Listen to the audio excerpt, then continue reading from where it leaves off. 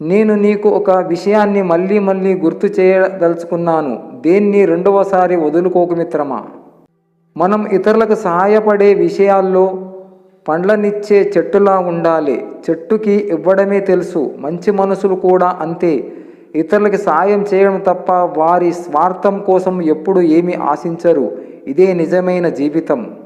మనసులో ఏది నాటితే అదే పెరుగుతుంది. ప్రేమ, ద్వేషం, పగ, ప్రతీకారం, నిరాశ ఏదైనా కానీ దేన్ని పెంచుకోవాలన్న నిర్ణయం మనదే.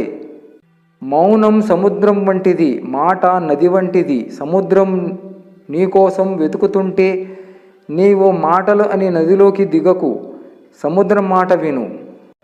కన్నీరు మనకు వస్తే బాధ, అదే కన్నీరు ఎదుటివారికి వస్తే జాలి, అదే కన్నీరు పగవారికి వస్తే ఆనందం. రాలే రెండు కన్నీటి చుక్కలకు ఎన్ని తేడాలు ఉన్నాయి.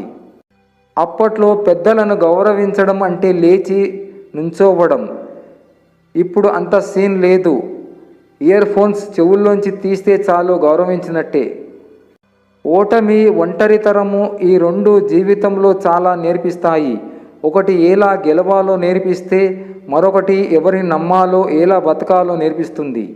డబ్బు, పరపతి, పేరు వీటన్నిటికంటే జీవితంలో ముఖ్యమైనది సంతృప్తి, ప్రేమ, సంతోషం. ఇవి లేకుంటే ఎన్నున్నా వ్యర్థమే.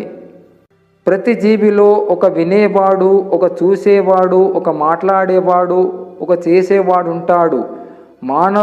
మానవత్వం కలిపితే మానవుడవుతాడు.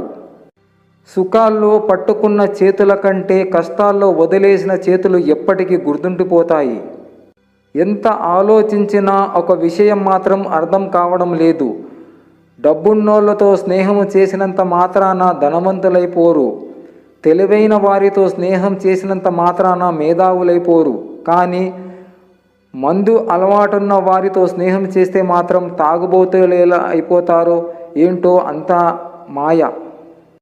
కోడలిని ఒంటరిని చేసి బాధ పెట్టే అత్త మామలు మీ వృద్ధాపంలో మీరు ఎంత బాధపడతారో వర్ణాతీతం కాదంటారా చెప్పండి. బయట పనులు ముగించుకొని వచ్చిన మొగుడికి కావలసిన చీకాకులు, చాడీలు, గొడవలు కాదు, ప్రశాంతత, ఆకలి తీర్చే చేతులు అంటే భార్య. ఎంతమంది నాతో ఏకీభవిస్తారు? ఎప్పుడు, ఎక్కడ, ఎలా కలిశారు అన్నది కాదు, ఎక్కడ పరిచయమయ్యారు అన్నది ముఖ్యం కాదు. పిలిచే పిలుపు, పలకరించే మనసు, వారి ఇష్టం, ప్రేమ, గౌరవం, ప్రవర్తన హృదయానికి అత్తుకునేలా ఉంటే వారు తెలియకుండానే మనకు దగ్గరవుతారు. మన జీవితంలో మర్చిపోలేని ముఖ్యమైన ఆప్తులుగా మారిపోతారు. మోసం చేయడం తెలివి అయింది, జ్ఞానం పంచడం అమాయకత్వమైంది, నిజాయితీగా బతకడం తెలివి తక్కువతనమైంది. నీతులు ఆచరించేవారు తగ్గిపోయినంత కాలం అధర్మం పెరుగుతూనే ఉంటుంది, హింస రాజ్యం మేలుతుంటుంది. భార్యాభర్తల అనుబంధం. భార్యాభర్తల మధ్య తగాదాలు వచ్చినప్పుడు మన్నించమని అడగవలసిన అవసరం లేదు. భోజనానికి రండి అని భార్య పిలిస్తే ముందు నువ్వు తిన్నావా అని భర్త అడిగితే చాలు, యుద్ధాలు జరిగే స్థితి రానే రాదు.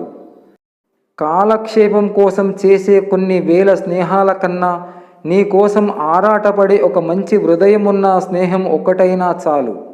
నా జీవితంలో పరిచయం అయిన వాళ్ళందరికీ రుణపడి ఉంటాను. ఎందుకంటే కొందరు ఎలా బ్రతకాలో నేర్పించారు, కొందరు ఎలా బ్రతకకూడదో నేర్పించారు. ఆస్తిని చూసి ప్రేమించే వారికంటే నిన్ను తమ ఆస్తిగా భావించే వారే ముఖ్యం. జనం దృష్టిలో గొప్పగా కనబడకపోయినా పర్వాలేదు, కానీ నీ మనస్సాక్షికి ముందు గర్వం తలెత్తుకొని బ్రతికేలా నీ జీవితం ఉంటే నువ్వు పరిపూర్ణమైన జీవితాన్ని గడిపినట్లే.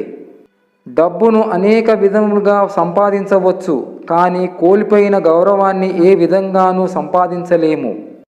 100 గోవుల మంద ఒకే చోట ఉన్న దూడ ఖచ్చితంగా తన తల్లిని వెతుక్కుంటూ తన దగ్గరికి ఎలా చేరుతుందో, మంచి, చెడు, పాపం, పుణ్యం, మోసం, మనం చేసే కర్మ ఫలాలు కూడా అలాగే మనల్ని వెతుక్కుంటూ వచ్చేస్తాయి మిత్రమా.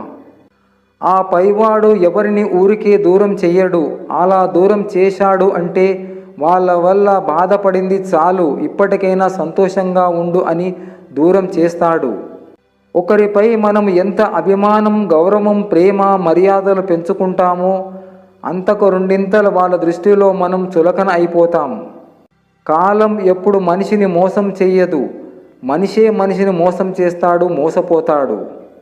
ప్రేమలో పడటం సులువు, లేవడమే బతుకంత బరువు. నమ్మకాన్ని అమ్మకానికి పెడితే ఎంతకు పోతుందో తెలియదు, కానీ నమ్మకాన్ని పోగొట్టుకుంటే మాత్రం తిరిగి పొందడానికి ఒక జీవితకాలం సరిపోదు. నీ దురదృష్టానికి ఎప్పుడూ ఇతరులను నిందించకు, వారు చదరంగములో కేవలం పావులు మాత్రమే.